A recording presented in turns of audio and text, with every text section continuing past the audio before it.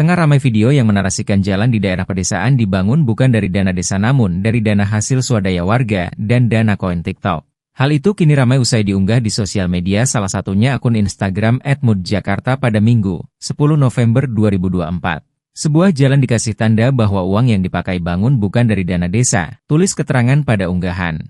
Nampak video menunjukkan jalan warga di daerah pedesaan yang bertuliskan dana warga, dana koin TikTok, dan bukan dana desa. Melalui gotong royong dan dana patungan, warga kompak membangun jalan yang sudah lama rusak meskipun tidak mendapatkan bantuan dari pemerintah desa. Disinyalir, aksi bangun jalan cor secara swadaya ini bisa terjadi lantaran warga merasa kesal karena tidak kunjung mendapat bantuan dana desa. Saat ditelusuri, unggahan pertama kali dibagikan oleh akun TikTok @ihya_abbasi pada bulan Oktober 2024. Nampak warga berjibaku siang dan malam, bapak-bapak ibu-ibu baik yang tua dan muda turut membantu membangun jalan.